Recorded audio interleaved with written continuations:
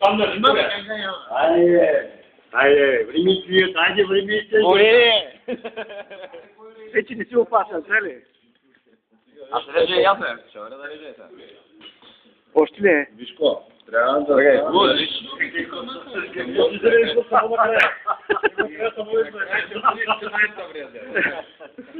Кой чета да е най-съвря?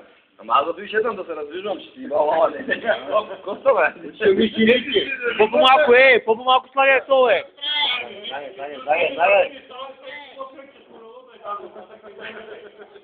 Дай ръкия, какво каза? Дай ръкия. Айде, тук, ти спия ракията, тук. Дайте ръкия, бе. Дайте ръкия. Дайте. Просто ще мине на пилещи се като спира.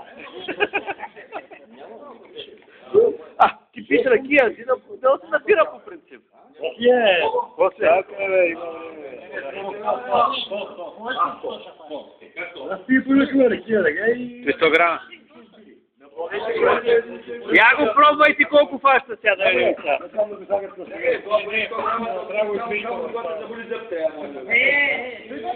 Паче Филипе, ти тук работиш ще за подгряни, бе.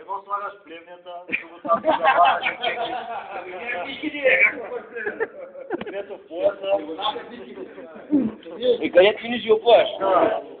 Нарежда ли? Ма, тъй кога. Дядо ми Бог да го прости. Левлята е едно, при отцето друго, при отпората е друго. Ти го чуваш? Има нарежда. Минават гътва по един гълтов. Мазата друго, градината друго, там на това друго, да навсякъде. Вот за работи стои с двора. По един гълтов. И отделно като седи на малка. Минава гътва по един гълтов и ти си върши работа. Води гътва по един гълтов. Той като ми покрай, той си ги заредил. И къде си ги знаеш къде? Да, заредил си в мазата, в дама, прасно там навсякъде, да. Заредил 5-6 шишета ги пръснал из двора и като мини покрай него упа и замина. Движение.